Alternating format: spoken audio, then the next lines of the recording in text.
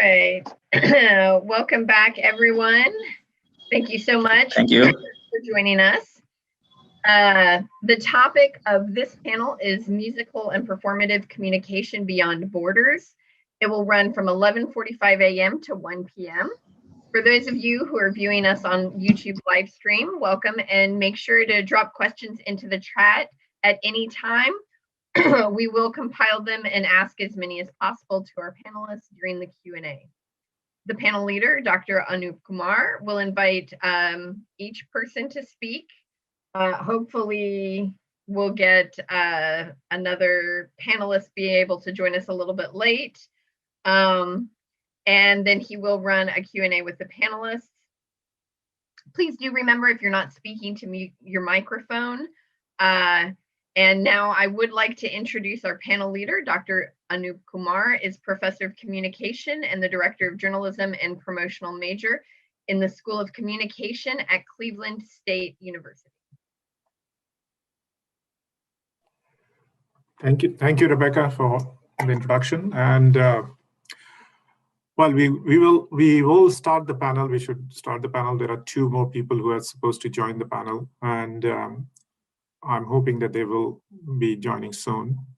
We already have one of our panelists here. So let me just briefly introduce the panel, Musical Performative Communication Beyond Borders. What is interesting about Indian subcontinent is, or what South Asian subcontinent is, that there is a lot of cultural similarity across borders. And this cultural similarity goes to in terms of primarily driven by language as well currently, but it goes to religion, it goes to ethnicity, it goes to food, it goes to everything that we associate with culture. There's a lot of similarity, and these similarities are much stronger in the vicinity of the border. That means where the border exists on this side. It's like almost, for example, if people in America would like to see that how much cultural similarity is between Texas border region with Mexico on the other side, language, Spanish being spoken, food, music, and all that kind of stuff. So there's a lot of that.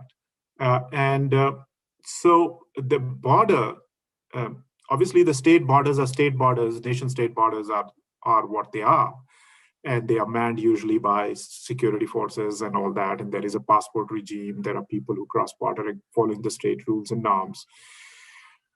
But what has happened with internet is this, that internet has created internet does not recognize this border. And so when we think of communication, there is communication happening, filtering across the border. And people, if they're not physically walking across the border, their ideas, their music, their ideals, their thoughts, they are crossing the border on a daily basis, on one-to-one basis. This interaction is on one-to-one, group-to-group. And so there is some sort of South Asian community involving around this. And today in our panel, we are focusing on music and performative communication beyond borders. So how musicians are using this technology to not only find audiences across borders, but also build connections. And those connections are important. I've argued previously that it's about, it has potentials for peace, and it has a very strong peace communication dimension to it.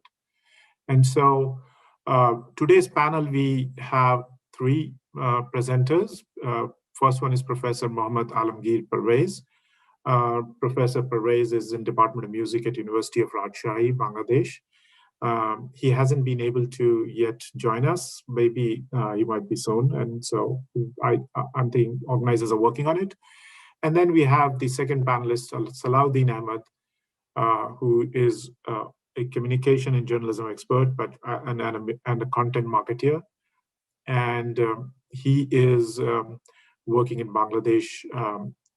He's also working with music, and as an independent researcher, he's focusing on his attention on how music is crossing borders and how communication is taking place through that. Communication, as we say, it's a two-way process. So he's assuming that two-way process to be working as well. And then we have third presenter, and the third presenter is Pallavi, MD Pallavi. She is an artist, a singer, a dancer, and she has, and also a filmmaker. She is trained both in major Hindu musical traditions in India between North and South. The northern one is Hindustani classical music, and then southern is Carnatic. And she has all of you who would like to know more about her, she has a website, pallavimd.com. You should visit. There's a lot of fascinating content over there you'll to look at. So what I'll do now is this, that we'll start with, because we, at this moment, we have only Salahuddin Ahmed who has joined us. So I will ask Mr. Mohammed first to go ahead and speak. He was our second speaker. And while we expect the others two to join us soon. So I will just read out the abstract for you for Mr. Mohammed's piece, and I'll then hand it over to him. Internet is playing a vital role in every communication process across the world. This thesis is being mainly focused on internet-based musical communication that attempts to identify the producers and audiences of musical communication. It also attempts to explore the lyrical contents and the degree of interactivity of musical communication in online platforms. This research addressed the leading empirical question: what is the degree of interactivity in online tribal music platforms of Bangladesh? I argue that effective internet-based musical communication takes place when the economy, culture, and technological advancement of society are influential and lack in tribal groups of Bangladesh. So I'll just, Mr. Ahmed, why don't you take over from here and talk to us about your research? Thank you, Mr. Kumar, for giving me the opportunity to talk about my thesis. I would start, actually, first of all, I would try to the title of the total thesis was a degree of interactivity in online tribal music platforms of Bangladesh. My name is Salahuddin Ahmed. I'm an independent researcher and content marketer. Let's start with the background. In this global village, musical communication breaks the barbed wire of nationalism via online platforms where any individual can produce, listen, and watch music of any culture. Tribal music producers of Bangladesh use the online platform to spread their contents, and listeners consume from the platform. Here are some research questions. I have focused on three major questions. The major questions are: who are the tribal music producers of Bangladesh and why do they produce on the internet? Who are the audiences and why do they listen to tribal music of Bangladesh on the internet? What is the degree of interactivity in online tribal music platforms of Bangladesh? So let's start with the methodology. To avoid the biases of the positivist approach, this study applies a mixed method. That means I have applied the both quantitative and qualitative approach. Grounded theory was selected to conduct this study. I have conducted 2 FGDs to interview 24 audiences where purposive sampling was used. For a semi-structured, in-depth interview, purposive sampling is used to interview 8 musicians and producers and 26 audiences. The interviews were selected through snowball sampling. Well, my research has been started with producers of tribal music in Bangladesh on the internet. The producers of tribal music are mainly young, urban, educated, economically solvent, technologically advanced, and unprofessional.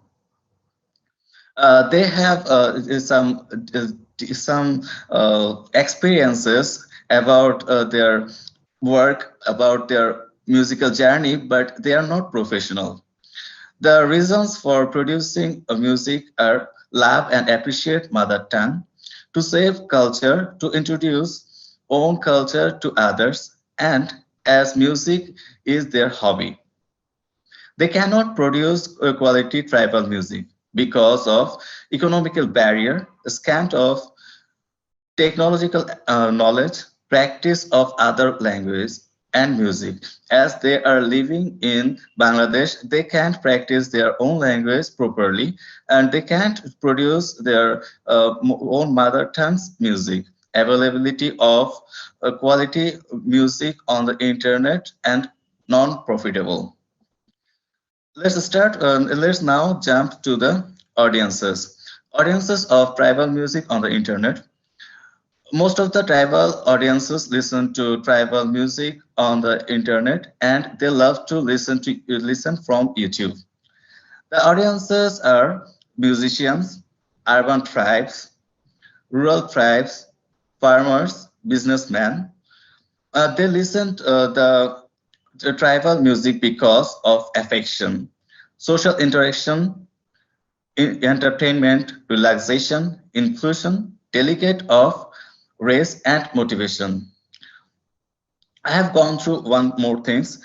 Tribal audiences of tribal music on internet. 80% of 80% of audiences use internet to listen to music, and 20% don't use internet to listen tribal music. Reasons for not listening tribal songs. As tribal songs are monotonous, lyrically the songs are not affluent. Moreover, the songs lack instrument. As the tribal audiences have mixed with mainstream Bangladeshi culture and to cope with it, they have to practice Bengali language. They listen mainstream Bangladeshi songs most of the time. Now let's jump into degree of interactivity. The amount of tribal music of Bangladesh on the internet is not huge in number. The tribal music audiences on the internet provide mediocre feedbacks. They just use some, okay, this is very good. Okay, they just like it. I really like this song, but they prefer offline feedbacks by chatting on any music or sharing the music. So let's jump into the conclusion. The idea of internet-based tribal music communication does not occur simultaneously among the producers and audiences.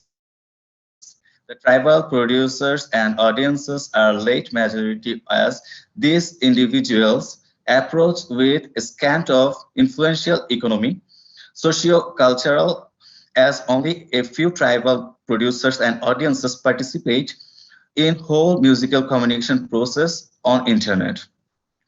Since tribal societies, as well as tribal music producers and audiences have lack of socioeconomic influence, their tribal musical production and listening cannot motivate the ultimate influence.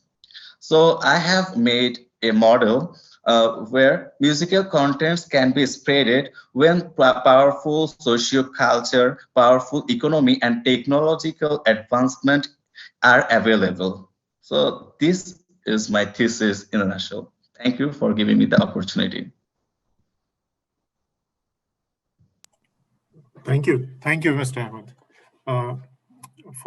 for your research, and it's a fascinating. As I said, reading the abstract, I was very fascinated by the topic, how you were looking at, and now it gives me a little bit more idea what you're doing with this research. And I'm looking at this, that what you call tribal music, is it? Could you elaborate a little bit more that what does this tribal music means, that these are connected with some particular ethnic tribes, or you are using tribal as a musical genre, or are you saying that this tribal music is tied to certain ethnic groups in Bangladesh? Okay, thank you for questioning it. Actually, I have tried to aver that tribal music is the music of descendants of Bangladesh, like Sautal, Chakma, or Marma. Okay. Yeah, that's interesting. And so I was looking at it. I know that there is a lot of musical exchange between Bangladesh and West Bengal, especially through internet these days.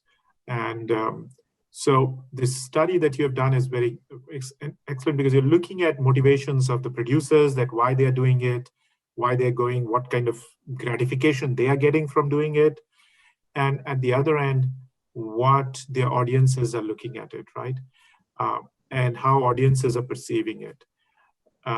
And usually most of communication research focuses on one end or the other end. That means, it's good that you're trying to look at both ends, that what are the motivations of the producers and what are the motivations of consumers or audiences, whom you're calling in this case. And so, so these people that you did, you talked to them, you interviewed them, right? And so you talked to them for the motivation. And in that, you came across, you mentioned one more term, which I was again really wanted you to elaborate a little bit, because audiences would like that.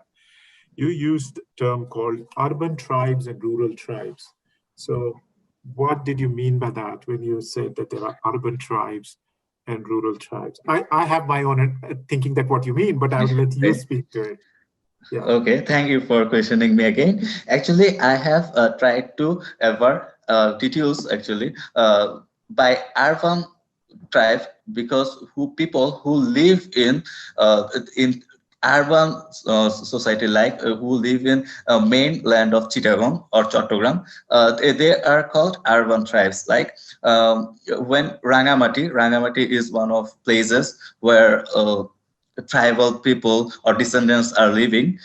If they live in the urban side, they are called urban tribals. Or people who are living in the rural side, like hills, like hill tracts, they are called rural. What can I say? Rural. Yeah, I understand that. Descendants. No, that's what I thought it was much more by the location. Okay, so there's good news. We have Pallavi MD is here, and she has joined us. And so I'll request her to turn on her, if she would like to turn on her video, and so that people can see her. Thank you, Pallavi, for joining us. I can understand sometimes internet connections can be difficult. And so we just heard from Salahuddin Ahmed about his research. And Pallavi MD is a singer, as we had said previously in my introduction. She is a singer, actor, filmmaker from India. And what really caught my attention was that she has training in both Hindustani and Carnatic music. So that's usually a rare thing to have. And so I will just go ahead and ask Pallavi to take over the floor and talk about her presentation, to give a presentation and talk about her work. Thank you, Pallavi. Thank you so much. I'm really sorry I couldn't connect a little earlier because of some connectivity issues, and I missed probably a big chunk of what Mr. Salahuddin had to say, and I hope that I will be able to catch it again when I watch it again. So I apologize, I won't be able to respond to what he's saying, what he has said already. But here's what I have to offer about, musical and, a performative communication beyond borders. So I want to present my experience in a few projects that I've worked on. And these are collaborations that I've done with artists from different countries. One is a play that I was a part of, and it was an Indo-German collaboration called Boy with a Suitcase. There are 2-3 things I would like to concentrate on while talking about these collaborations, which is when we do reach out and collaborate with and reach out to artists beyond borders, what are we trying to communicate with each other, and if we create something together, then what are we trying to communicate to a common audience, and what is the audience, who is the audience that we are looking at. Boy with a Suitcase was a play that was designed for young audiences, and it took a very long time for both the teams, the German and the Indian teams, to actually arrive upon this play, because we really couldn't arrive on one single thing that we both wanted to say together, because our cultures, our issues, our focus on what should an artist be saying at the moment is so different. And finally we arrived on this at this play called Boy with a Suitcase by Mike Kenny, which tells the story of this boy Naz, who travels from his war-torn country, and his parents actually smuggle him out of that country and send him to London because they think that he will have a better life there. Now, the story is Mike Kenny very beautifully uses the story of Sindbad, and how this boy uses the stories of Sindbad and finally reaches London. And there he sees that, it's not milk and honey, and it's different than what he imagined it would have been like. And what we really connected on in this project was, what does home mean to all of us? And the idea of belonging, and the idea of home, and the idea of the outsider, and the concept of, and to keep in mind that this was a play that was being made for young audiences, to introduce to them this concept of a refugee. What does it mean to be a refugee, or what does it mean to have a refugee in your presence? And also for us, what was important was that that was the time when I had read P. Sainath, who had said that one of the biggest migrations that has happened in the world is the villages to the city migration, rural to urban migration in India, where hundreds and lakhs of farmers and unemployed villagers have moved to the cities. And that journey also was something that I connected to, and this story resonated with me. So it was an interesting project to work on, because when we made this play, it was 2010 when we made it, and we performed it across Europe and India and in a few countries. And then the refugee crisis exploded across Europe, and the world became very acutely aware of this. And then we again performed the play, and when we performed it then, in the middle of that crisis, we also had audiences where there were people who had probably walked all the way from Syria and climbed mountains, taken that very difficult boat ride across the ocean, and somehow made it to this land which they hope will give them a new home. So we met these people after our performances, and it was in a way very moving and heartbreaking to meet them and actually know that these stories, no matter how beautifully Mike Kenny has written it using the stories of Sindbad, these are real stories that are happening every day in our world. So that was one project that I wanted to talk about. Another project that it was not a project actually. Beyond Border, the words itself kind of reminded me of what happened last year. not last year, the year before last, before the pandemic, when the CAA and NRC protests were happening across India. And suddenly, Hum Dekhenge, written by Faiz, became this anthem of the CAA and NRC protests.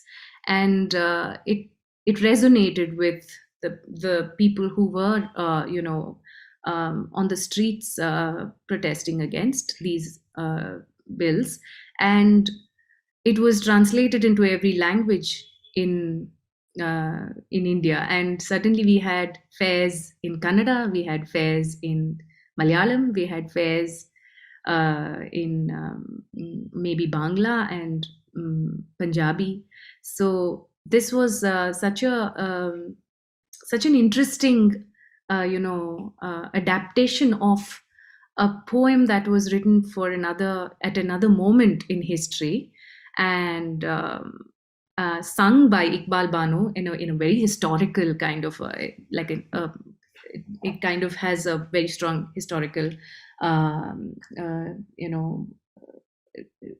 quality to it, and that was seamlessly, it became a part of the NRC and CAA protest movement in India, and it was borrowed by protesters from across the border to here and made their own and sung in every protest site. That is the second thing I wanted to say.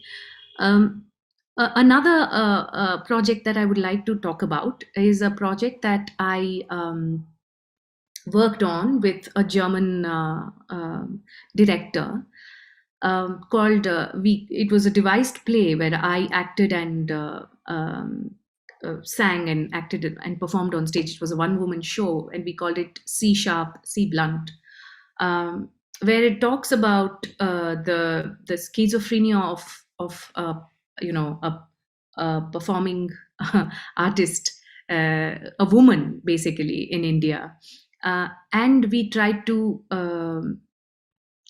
So the play uses the device of an app.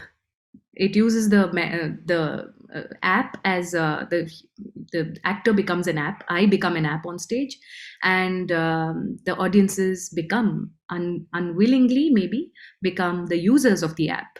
So we're talking about social conditioning and stereotyping and societal pressures on the woman and expectations that these societies have of a working woman, especially from the entertainment industry, where the expectations are completely, there are one set of expectations when she is a performer, but there is a completely the opposite kind of expectations when she is maybe just in the society as a woman.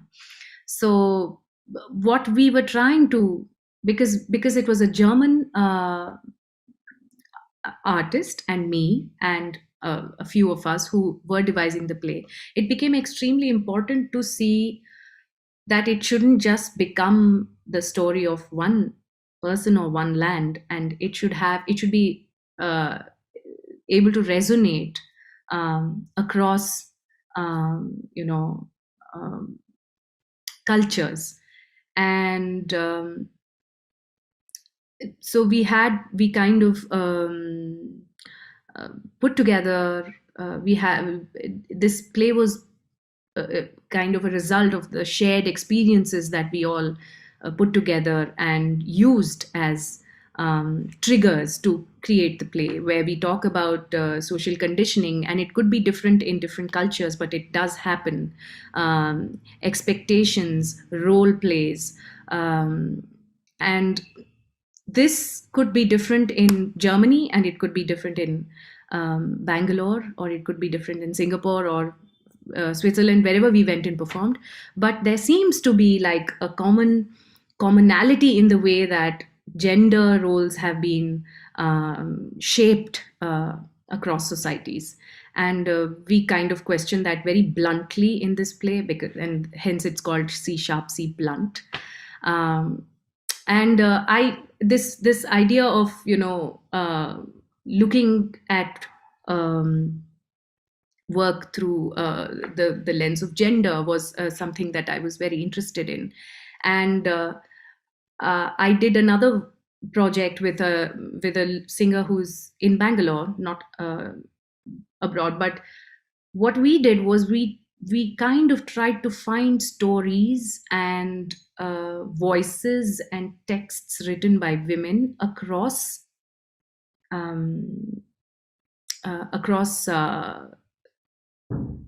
countries, time, geography, anything, whatever we could, gather. And we put together these stories, and it became, it's called Threshold. And Threshold became this journey that we make sitting here in Bangalore, but we make across the world using voices of women from different cultures. It could be Karbaucha from Morocco, or it could be Nina Simone, or it could be Anna Kaona, or it could be Lal Ded from Kashmir, or it could be Bengaluru Nagaratnama, or so we juxtapose stories, similar experiences of women, similar protests, similar expressions, and we use like Lingama from the 12th century, a poem of Lingama juxtaposed with Hypatia's words. And we tried to see that how beyond borders can we find a commonality in experiences that women have had and expressions that they have given and texts that they have written. So these are a few of the projects that I have been a part of, that where we truly have worked beyond borders, and questions always arise of, okay, so now what do we actually want to say together, or what do we want to look for together in this? I don't know if I've run out of time, but because our third presenter is not here, so you have more time at least. Oh, okay. There's a benefit also. There's a plus side. There's just one more project that I've been working on with this artist, electronic musician called Andy Otto. Now, this is very interesting because in the other projects that I said, when there's a possibility of a collaboration with somebody who's not from here and from outside, there's always the question asked is, what do we work on? What are we thinking? What should we focus on? And in this collaboration with Andy Otto, we are trying to create, we're musically making a music album and working on some music together. And the idea is to try and see, can we create something that actually does not very strongly seem like, oh, this is from Bangalore, this is from, it should seem like it was made somewhere, not in Bangalore, not in Germany, not here, not there, but somewhere in a place where this seems like a very solid form, but it probably is a very original expression in that sense. And that's a very difficult thing also. So as an artist, I'm always looking for projects and collaborations where I can, where there are common themes, common problems that we want to look at, common thoughts, and sometimes there aren't. Sometimes our worlds are so different that itself is an interesting journey to take, where we do not have anything in common. Yeah, thank you, Pallavi. This is you have spoken about something which is artists and musicians and creative people understand it much better than anybody else, and that is that there are there are differences in particularities of our own experiences, but the human condition is universal. And so it actually draws on that human condition, and it draws on that similarities of where the experiences do not collide, but they merge. And with technology, with modern technology, there is a possibility of building these collaborations, which privilege those human condition issues rather than those particular differences. Because yes, but there will be particular differences. Nobody will tomorrow come and say that, like in your experience, a European is same as a Middle Eastern, like in case of the boy suit, the story of the suitcase, the boy with the suitcase. I had read a lot about it in newspapers, reviews when it was performed in India.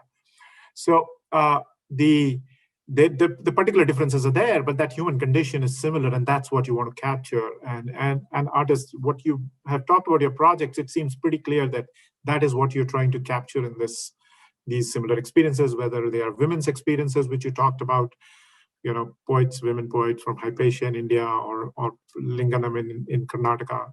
And so you have all these things that communication across borders, that's the purpose, right? To share that human condition similarities. Yes, we are different as well, but there is a place for that.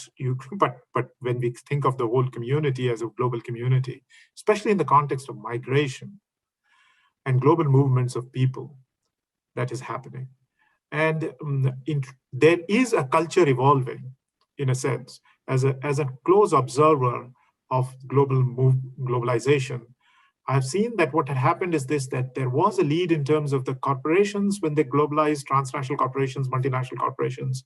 They evolved a global culture from the business and corporate world perspective. Now what we are seeing is that when artists are using this same technology and same media for globalization, they are evolving a global culture of music, which already existed. It's not that globalization is new. Globalization has always been happening since millennia. Traders used to travel through sea, and there was Silk Route, and there was all that. So now there is another movement which we are seeing where artists, and not only artists, but also there is a political angle to it as well. There is a global alliance of social activists across different political ideologies. And so I'll take some. There are some questions coming, but I will also want to mention this, that some people are aware about your musical talents, and they are always interested in listening to you, also listening to you sing. And so if you can give them a short glimpse of that, that would be great. And if you want to do that first, then I can do that, or you can take questions. I have a couple of questions here. One of them is about, I think we are getting an echo from somebody's phone or somebody's device. So what is happening is that one of the questions that I have is about how did this project with Germans and other artists across the world come about? So was it a serendipitous moment where it suddenly a meeting of minds happened and there is something, or so a little bit, could you speak about that? How did this happen, this collaboration? You are in Karnataka, in Bangalore, and there are these German collaborators, and then Mike Kenny is British. And so how does all this happen, right, suddenly, this collaboration? In my case, it happened magically. It happens in various ways, I guess. Collaborations happen. I think it's extremely important to keep oneself open to any possibility of a collaboration. Mm-hmm. So when you think that there might be a possibility, then you actually, go after it and say, okay, this is something I would like to do. But in this case, in this specific case, Rangashankara is a theater in Bangalore, and Schnawel was a theater in Germany, and they were collaborating, and they were making this project, and they had decided after much many discussions They didn't know what to. They thought, okay, maybe we'll do. Should we do a Shakespeare play, or should we do Girish Karnad, or should we do so they had all these discussions, and then they finally arrived and they found this script that by Mike Kenny, Boy with the Suitcase, which is a beautiful script for creating this play for young audiences. And they said, okay, we will make this play. And then they started auditioning, and I was asked to audition for it. And it just I got selected, and then the journey began. And what happened was, because I was in that play, that's where I met Sophia, who then directed C Sharp C Blunt with me, and we worked on it. And then through that I met Andy, with whom I'm also working on now. But I also met, also like Threshold is a play which is a musical conversation which I do with this person called Bindu Malini. She's a fantastic singer and performer. Now, that happened out of the blue. Like, I had to put together a concert, and I reached out to her saying, shall we do something together? And she said yes. And we didn't know what we would do. And the easiest thing for two singers to do is to do a jugalbandi, to have one song and then to explore it and expand on it. And we said, why don't we actually do some research and put together like a piece, a performance piece that could be like a performance piece that could be half play, half concert, half conversation, and this kind of a hybrid kind of a piece. And we started doing research, and then we were really pleasantly surprised at how many stories are there that actually are not told, like Mozart's sister's story, for example. If anybody is interested, should go and read it. And these stories which are there, but we have never paid attention to. And kind of historic, we read history differently because these stories are not told. Now, if we knew these stories, then it would be different. For example, there's a very famous, in Tiruvayur, there's a Tyagaraja. He's the patron saint of Carnatic music, and there's a festival that happens in his memory every year, and artists from all over the world come, sit there and sing, Tyagaraja's songs. And very little people know that there's this person called Bangalore Nagaratnamma, who was a Devadasi, and she fought for 20 years to saying that women and men should be sitting together. Women should be allowed to sit and sing with men in that platform for 20 years. And now you see that they do sing together, but this is a story that many of us don't know. So these are the stories that we kind of tell in Threshold. And that's the thing, that collaborations will happen magically if you're open to it. Yeah, I think you have addressed some of the other questions also through your answer. But I would like to point out, I don't know, maybe I should where is this audio catching up? Oh, I should switch it off. There's somewhere. So the thing is that so one of them asked about that in the recent phenomena. What we saw was during COVID is that these people using pots and pans, beating of pots and pans, and it happened in India, it happened in UK, it happened in other countries. It suddenly moved across these borders in Europe and other parts of the world as a way to express generosity towards the first responders, the doctors, nurses, and those kinds of things. This collaboration didn't require, it's not like people talked among themselves and happened sometimes. So what do you think about that, where the collaborations just emerge grassroots without anybody doing anything, right? It just blossoms, that people learn from what's happening other places, right? So do you think that there is something like that also happening in the musical world and the artistic world that you are part of, global community that you're part of? I think because of the pandemic, suddenly, it's quite amazing that, across the world, we all had the same problem. the first world, third world, poor, rich, middle class, lower class, upper class, everybody had the same problem, that we were scared of this COVID-19, and that we had to save ourselves from it. And because of that, I think the online digital world opened up hugely. Although, I mean, a large part of India, of course, was still not able to, be a part of it. Like just today, I read that in Delhi alone, around 160,000 children kind of got off the grid in the education system because they couldn't come and do online classes last year. So, I mean, that's a very huge reality in countries like India, where digital is not something that is accessible for everybody. But for artists, I mean, like folk artists, artisans, I don't think digital was a route for them.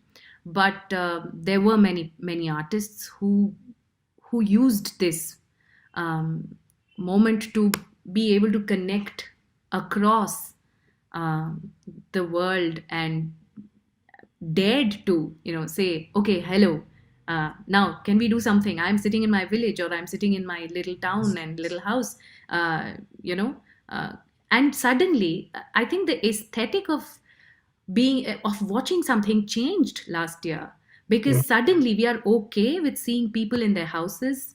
We're okay with seeing their rice cookers and windows and their curtains, and we are okay with it, and we are okay with You've raised a very, because I've been part of some of these. I've watched a lot of concerts on Zoom this year. And because I was part of SPICMAKE in India a long time back, SPICMAKE did concerts on Zoom and on Facebook Live this year.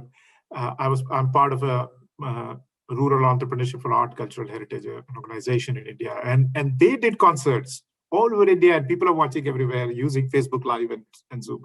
So technology, this time they've used it. So let's bring in Ahmed into the discussion, because there is something that somebody has asked, which kind of connects to what Ahmed is could also share his experience. Is that, are there certain issues which are much more open to collaboration from your point of view, Ahmed, where you're seeing in Bangladesh, sitting in Bangladesh, and there is another part to it, if you could also later on attach to it, is basically the difference. How does the traditional music interest and the popular music, like, there is a classical tradition music, and there might be similar traditions in Bangladesh, we always have this high culture, low culture, or popular culture and the classical culture, right? Everywhere. And so is there something about that there is, popular culture is much easy to actually exploit the technology and the communication opportunities that everybody has? Well, actually, I'm a musician also. I really make some music, like as I am a producer and lyric writer. Actually, I can connect that if pop culture or pop music is sang by me, it is more spreaded. But when I do some experimental works, like if I do some folk works, or I do some experimental like rock genre, it really hampers my audiences. Okay, actually, it is not spreaded smoothly. Okay, so I think when I work with some people, collaborate with I have collaborated with many musicians in my country, and I saw that if we make it and with some fusion one, then people really like that. So collaboration, it has a real ground. Good. So let's, in a sense, what's happening, I'm seeing is this, that the COVID climate, in some sense, what happened when we all went remote and we all went online, this is the silver lining of the cloud, right? So there is some benefit, always something happens. Technology has spread faster. Even in India, I follow Digital Access, and Digital Access is touching the threshold of almost, in many parts, it's it has jumped by True. 10%. By 10%, it has jumped in last 1 year. True. Access. And same is in Bangladesh. I have a friend who is working on building a hospital in Bangladesh, and she tells me that there also she goes to rural areas. People are on Very true. phones. Phones have become cheaper, so there is a lot of access has expanded, and because it's like it just has forced them to access it, because that's the Actually, only way there they is could no way. during the COVID pandemic. Like for the artists, were forced to present, they thought that, we should present it using modern technology. And But one thing I want to mention here, our musician, Bangladeshi musician Arno, tried to make a concert online. Okay, but that ticket was not actually sold. That is why the concert was not happened. And then he used the platform of Facebook. Then he started to sing some music there. Yeah, there is a tendency we don't want to pay for culture. Okay. Yeah, this is one everywhere, of the problems. Okay? And Pallavi will perfectly understand that. In India also it happens. We don't want to pay for it, right? We think the artists will eat air, right? They will survive. Yeah. There's also, I would like to add one more thing, that because there are so many free concerts and performances that happen across India. Yeah. Sometimes when audiences pay, if it's not enough length, if it's not a lengthy piece, they get very upset, saying, why is it not long enough? Right. Yeah, True, very true. And I was heartened by one thing that my organization in India, when we did a lot of these concerts with classical musicians, dancers, folk musicians on Facebook Reach in Dehradun, they ended up generating funds for them. So they would ask donations for artists, right? So what was there? They would pay honorariums to the artists, like Speak Make pays honorariums. And that honorarium was collected through Facebook, these live programs. They didn't say it's a ticketed, but they encourage people to donate. And especially for small artists in all over and some of the small artists, their entire livelihood was gone, because this is how they used to perform on a daily basis. They didn't have any savings. These are very small artists in rural areas and other folk artists. And for them, they used to perform at local festivals or local, occasions where they would get some money. And so there was a phenomena happening where some people had got together and tried to help them doing this, right? Yeah, I've seen it from Rajasthan. Maybe it might have happened in your area, in Karnataka as well, in Bangladesh as well, where some people might have tried to help artists like that. In Nainital, there is a whole series of theater which is being done online by Yug Manch. And they have done all these theaters for last 1 year. Like they normally, in a normal situation, they would have performed in their theater, right? And now they're doing it all on Facebook and Zoom. NSD has tried it also in Zoom. I've noticed that. So there is what is really heartening is that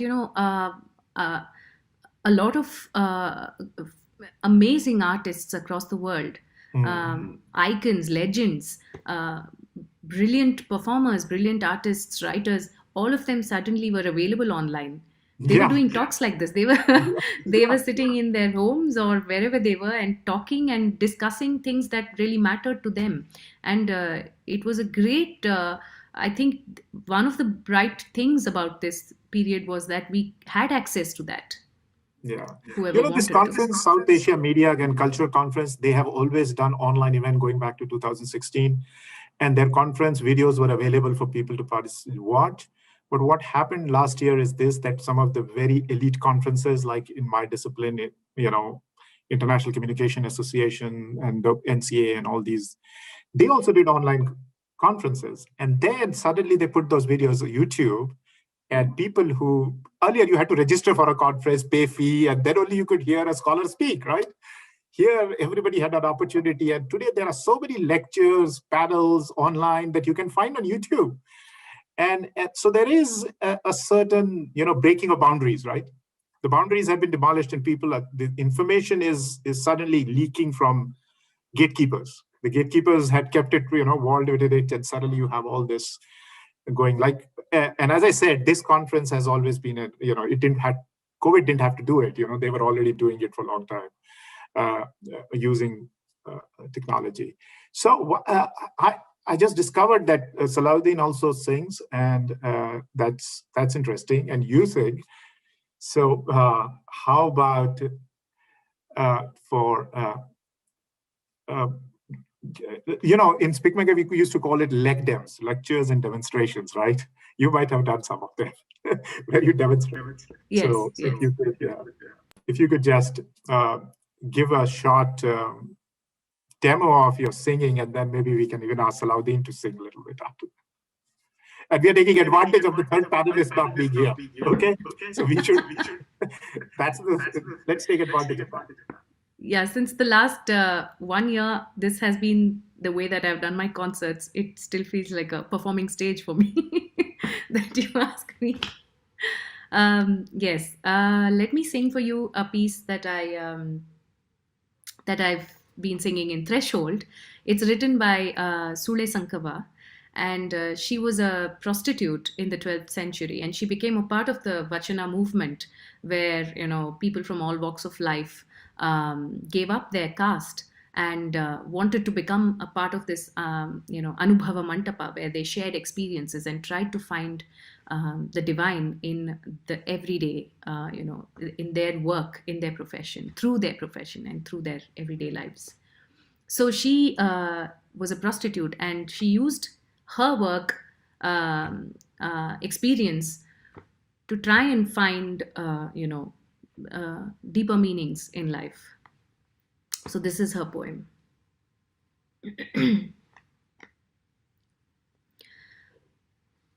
ಒತ್ತೆಯ ಹಿಡಿದು ಮತ್ತೊತ್ತೆಯ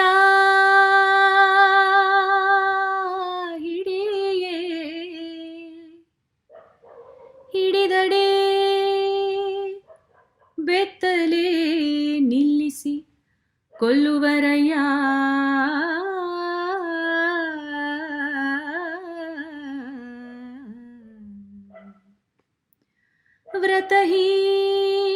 ವ್ರತಹೀನರಿದು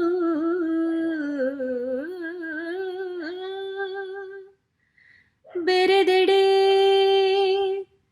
ಕಾದ ಕತ್ತಿಯಲ್ಲಿ ಕೈ ಕಿವಿ ಮೂಗು ಕೊಯ್ವರಯ್ಯ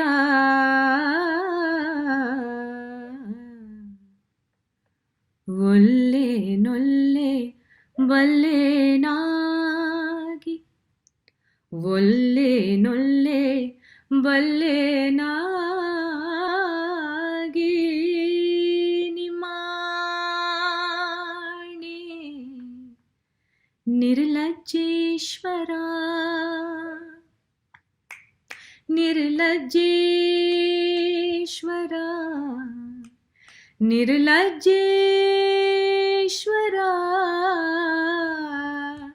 ಆ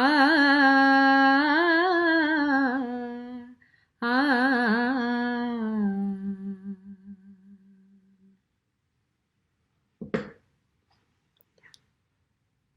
Thank you very much. Beautiful, Sundar, Ati Sundar. Thank you. And so we have some time left. Could you Salahuddin, could you briefly, Pallavi, first give people a little bit translation of just the first mukta, the sentence that begins, so that people could. ಒತ್ತೆಯ ಹಿಡಿದು ಮತ್ತೊತ್ತೆಯ.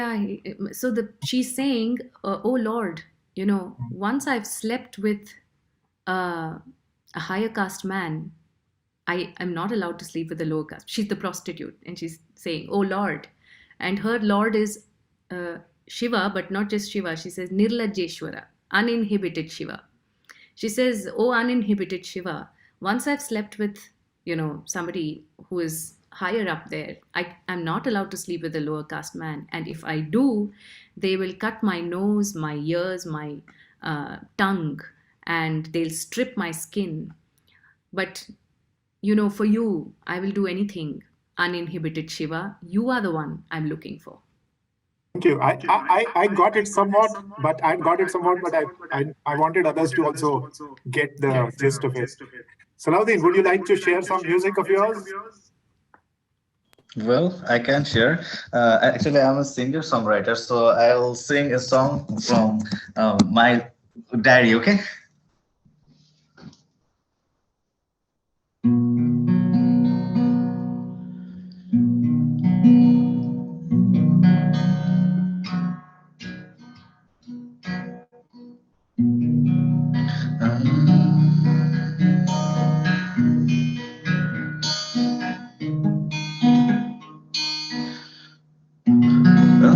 আমার আধার জীবনে তুমি আলো হয়ে এলে, তুমি ভোরে আমার মুখর প্রান্তরে তুমি জল হয়ে এলে, পিপাসা মিটিয়ে তুমি খরার মাঝে মিষ্টি ফোঁটা ভেসে যাওয়া সুখেরা, তুমি অনেক না পাওয়া একটি পাওয়া, রোদের মাঝে শীতল ছোঁয়া। আমার আধার জীবনে তুমি আলো হয়ে এলে, তুমি ভোরে। Thank you. So this is the best, if you have a panel where musicians are there, then this is how the panel should be, right? They don't just talk in terms of, there's not just discourse, there is actually music. And so that is how it should be. I wanted to take this Pallavi a little bit ahead from here in terms of, so these collaborations, do you think that this is going to last, this technology, this platform-based collaboration, right? On Zoom and other technologies, cross-border collaborations will last after we get, we could get beyond COVID, right? I'm hoping we'll get beyond COVID. It's not going to be there always, right? I think we will get beyond COVID. Yeah. We can so, be so sure of that. do you think this will last, this new thing that we have discovered? As an artist yourself, as a collaborator, global collaborator with other artists, do you think that crossing borders, do you think this is going to last beyond COVID and people will see new opportunities in there? I think what happened is, when this, COVID happened and we all were suddenly locked in our houses, there was this kind of a panic, oh, we can't perform on stage. We can't perform, we can't sit together and perform, be it music or be it theater. In the two fields that I kind of was very active in. And especially theater, like how do we make theater if we can't meet? How do we make theater if we can't be in a room together, let alone audiences coming and seeing our play?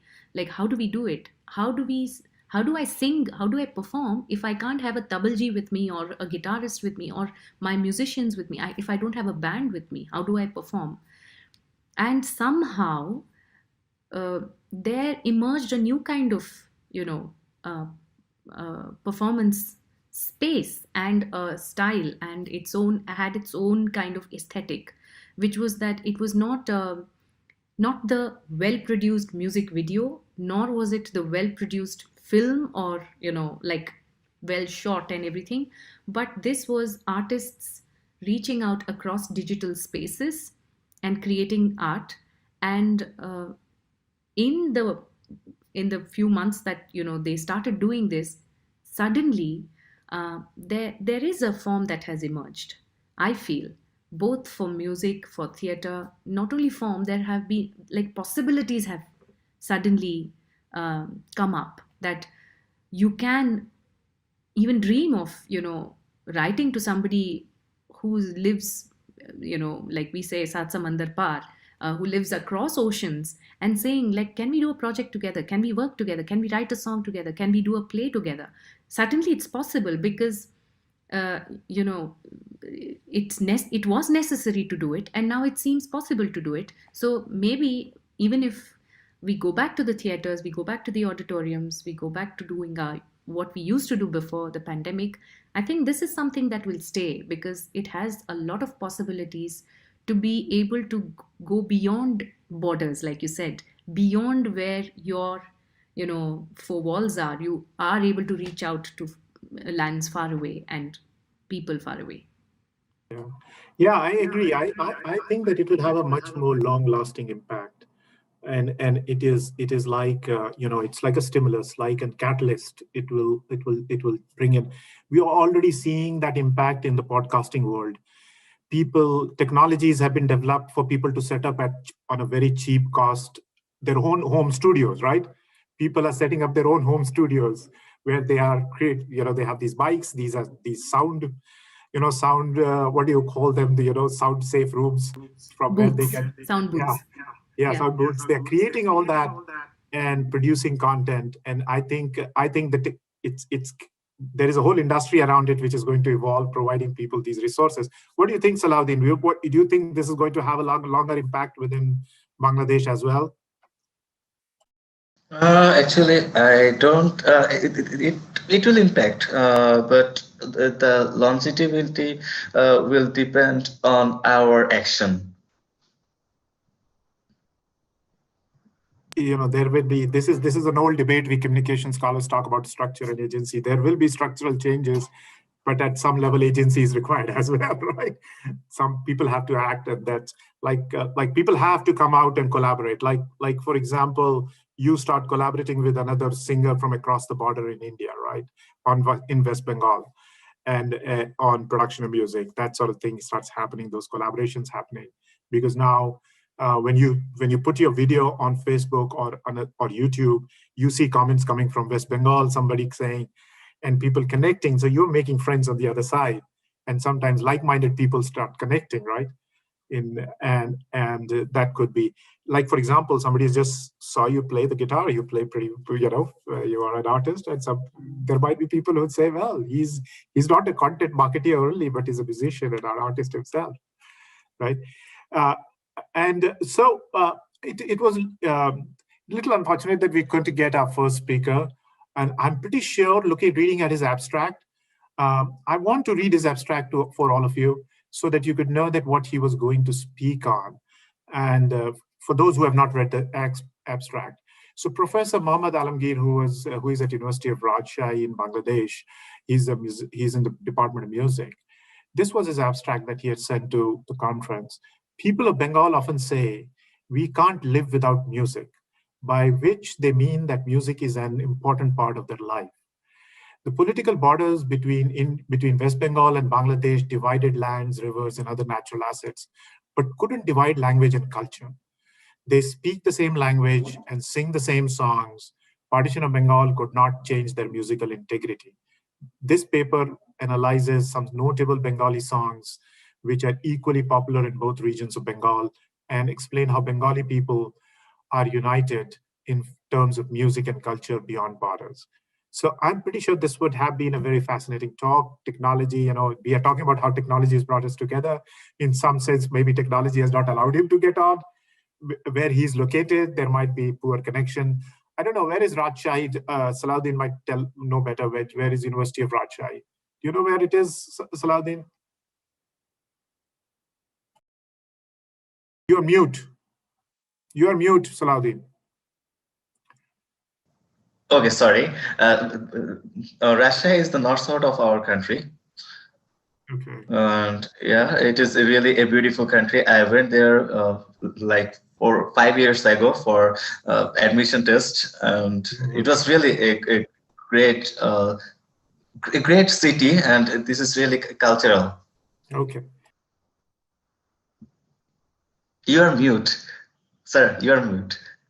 We used it. We made good use of time. Thank you, Pallavi and Salahuddin, for joining us in this panel. And it was great ideas, great music as well at the same time. And so, and we had, thank you audiences. We had some very good questions here. And so I would hand over to the hosts of this conference from here. We are 5 minutes early, but I would unless somebody wants to in the panel add to it. Rebecca, would you like to speak something we still have 4 or 5 minutes. So if you would like to add, say something. Well, I just want to thank everyone. That was a beautiful, lovely into our first day with all of the fantastic music. Really just a fantastic, great ending. Did you guys want to say anything else before I wrap it up? Pallavi, Salahuddin, do you want to add something, or we can wrap it up? Okay. Salahuddin, you want to say something? Actually, this is really a great panel, and I really love and I really give the gratitude all of you. Thank you. Thank you.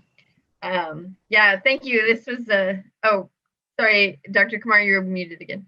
Yeah, we were just told by Vaibhav to everyone that Professor Parvez had actually performed last year at this conference. So I'm sure veterans of this conference are missing him, right?